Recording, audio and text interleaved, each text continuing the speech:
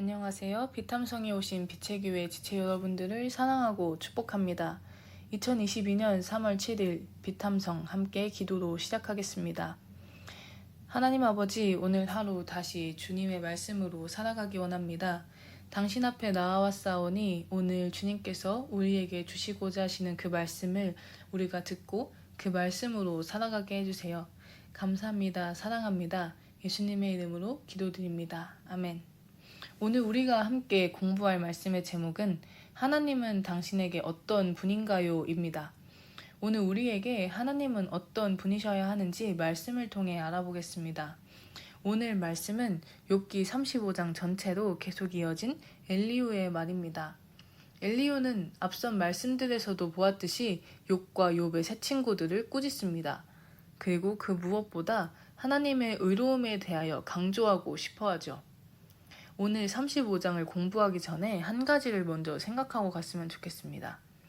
하나님과 나 자신의 관계를 표현할 때 사람들은 쉽게 두 가지의 이야기를 통해 이야기합니다. 첫째, 하나님은 언제나 나와 함께 하시고 하나님께서는 언제나 나를 바라보시고 나의 모든 삶 하나하나에 집중하고 계셔라는 것입니다. 이 그림처럼 내가 힘들고 어려울 때 나와 함께 하시며 나를 보호해 주시는 분, 그분이 바로 하나님이시라는 것이죠. 그것을 한마디로 하나님의 내재성이라고 합니다. 그리고 두 번째, 하나님께서는 매우 높으시고 의로우시며 거룩하신 분이셔입니다. 그래서 우리는 그분을 경외하고 두려워할 수밖에 없다는 것이죠. 이것을 한마디로 하나님의 초월성이라고 합니다. 여러분, 이 두 가지 중에 무엇이 맞는 이야기일까요? 정답은 바로 두 가지 모두 맞다입니다. 하나님께서는 내재성과 초월성 모두를 지니신 분이시죠. 우리와 함께 계시지만 또한 매우 의로우신 분, 사랑이신 거룩하신 분, 그분이 바로 하나님이십니다. 즉, 우리는 그분의 두 가지 속성을 모두 알고 있어야 합니다. 또한 이 중 한 가지만을 붙잡으려고 하면 안 된다는 것이죠. 이제 35장에서 엘리후는 이 두 가지를 어떻게 함께 나타내고 있는지 한번 보겠습니다. 35장 1절에서 3절입니다. 엘리후가 다시 말을 이었다. 요 머르는 하나님께서도 나를 옳다고 하실 것이다 하고 말씀하셨지만 또 하나님께 내가 죄를 짓는다고 하여 그것이 하나님께 무슨 영향이라도 미칩니까?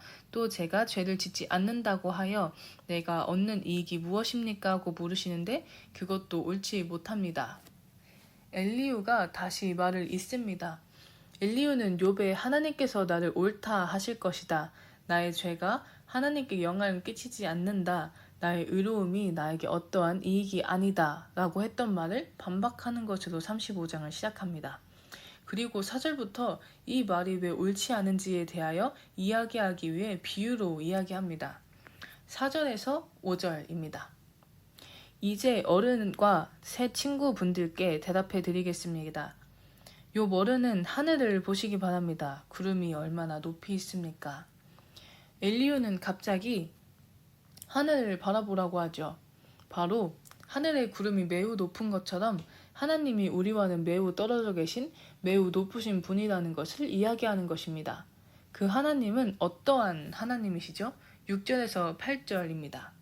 비록 욥 어른께서 죄를 지었다고 한들 하나님께 무슨 손해가 나며 어른의 죄악이 크다고 한들 하나님께 무슨 영향이 미치겠습니까? 또 어른께서 의로운 일을 하셨다고 한들 하나님께 무슨 보탬이 되며 하나님이 어른에게서 얻을 것이 무엇이 있겠습니까? 욥 어른께서 죄를 지었다고 해도 어른과 다름없는 사람에게나 손해를 입히며 욥 어른께서 의로운 일을 했다고 해도 그것은 다만 사람에게나 영향을 미칠 뿐입니다. 우리의 죄는 하나님께 어떠한 손해도 없고 우리의 의로움도 하나님께 어떠한 영향을 미치지 않는다고 이야기합니다. 이 모든 것은 사람에게만 영향을 미치는 것이죠. 즉, 하나님은 매우 높으시며 우리의 삶과는 어떠한 연결점도 없으신 분인 것처럼 보여집니다. 하지만 지금부터 엘리후의 말은 180도 뒤바뀝니다. 9절에서 11절입니다. 사람들은 억압이 심해지면 부르짖고 세력이 있는 자들이 억누르면 누구에게나 구원을 청하면서 울부짖지만 그들을 창조하신 하나님께로 돌아가지 않습니다. 어두운 때에도 희망을 주시는 그 창조주 하나님께로 돌아가지 않습니다. 하나님이 우리에게 짐승이나 새가 가진 지혜보다 더 나은 지혜를 주시는데도 하나님께로 돌아가지 않습니다. 사람들은 억압이 심해지면 부르짖으며 자신을 구원해 줄 사람을 찾습니다. 하지만 그들은 하나님을 찾지 않죠. 하나님을 믿지 않는 사람은 물론이고 하나님을 믿는 사람들도 자신이 어려운 일을 당하고 있을 때 가장 먼저 하는 일은 하나님께 나아와 기도하는 것이 아니라 전화기를 들고 자신을 도울 수 있는 사람을 찾는 것을 합니다. 항상 자신을 구해주실 유일한 구원자는 하나님이라고 말은 하죠. 하지만 자신이 지금 마주하고 있는 그 일은 하나님께서 하실 수 있는 것이 아닌 나 자신이 해결해야 하며 그것을 위해 자신을 도와줄 사람을 찾아 나서는 것이죠. 이러한 사람들을 엘리후는 무엇이라고 이야기를 할까요? 12절에서 13절입니다. 그들이 거만하고 악함으로 하나님께 도와주십시오 하고 부르짖어도 하나님은 들은 채도 않으십니다. 전능하신 하나님은 악한 자들을 보지도 않으시고 그들의 호소를 들어주지도 않으시므로 그 악한 자들의 울부짖음에는 아무런 힘이 없습니다. 엘리후는 그러한 사람들을 거만하고 악한 사람들이라고 이야기합니다. 하나님께서는 하나님을 진정으로 그들의 구원자이며 그들을 구해주실 분이라고 믿지 않는 사람들, 악한 사람들의 기도를 듣지 않으신다고 말하죠. 그런 반대로 어렵고 힘든 그때에 하나님을 온전히 믿고 하나님께 매달리는 사람들에게는 하나님께서는 어떻게 하실까요? 하나님께서는 그들의 기도를 들어주시겠죠. 그것을 엘리후는 다음과 같이 이야기합니다. 14절에서 16절입니다. 욥 어른은 하나님을 볼 수 없다고 말씀하셨습니다. 그러나 참고 기다리십시오. 어른께서 걸어놓은 소송장이 하나님 앞에 놓여 있습니다. 어른은 하나님이 벌을 내리지 않으시고 사람의 죄에도 별로 관심이 없다고 생각하십니다. 그러나 명심하십시오. 어른께서 말씀을 계속하시는 것은 쓸데없는 일입니다.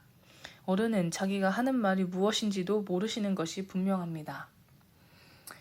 하나님 앞에서 참고 기다리십시오. 하나님 앞에 당신이 올려놓은 소송장이 있습니다. 하나님은 사람의 죄에 관심을 가지고 계신 분입니다. 라고 이렇게 엘리후는 이야기하는 것입니다. 하나님께서 사람의 죄 그리고 사람의 억압받음에 많은 관심이 있으셨습니다. 우리는 어디서 그것을 알 수 있을까요? 바로 예수님을 통해 알 수 있습니다. 그 높으신 하나님, 엘리후의 말인 35장 1절에서 8절까지의 말씀처럼 먼지처럼 작은 우리와 우리의 죄와 의로움은 어떤 영향도 끼치지 못할 만큼 크신 그 하나님께서는 우리에게 관심을 가지시고 우리를 사랑하셔서 우리에게 오셨습니다. 어둠 속에 빛이 되셨죠.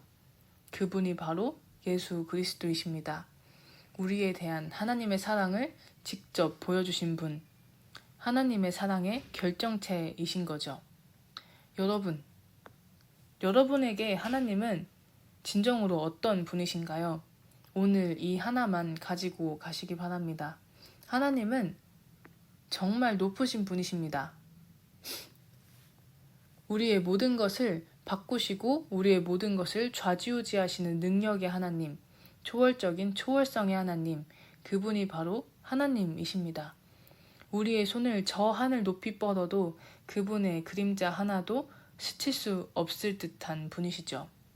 하지만 그 하나님은 또한 그렇게 뻗은 우리의 손을 잡아주시는 우리를 사랑하시는 분이십니다. 정말 낮은 곳으로 오시며 우리의 아픔과 우리의 슬픔을 아시며 그 모든 순간을 함께 하시는 분, 그분 또한 하나님이십니다. 그분이 바로 우리가 믿고 있는 그 하나님이시죠.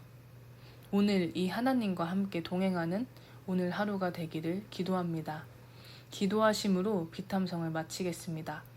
높으시며 거룩하신 하나님, 또한 나와 함께 하시며 나를 붙잡아 주시는 하나님 아버지, 감사합니다. 오늘 당신과 함께 하길 원합니다. 오늘 주님만을 더욱 원하며 더욱 사랑하기 원합니다. 주님, 나의 주인이 되어주셔서 감사합니다. 예수님의 이름으로 기도드립니다. 아멘.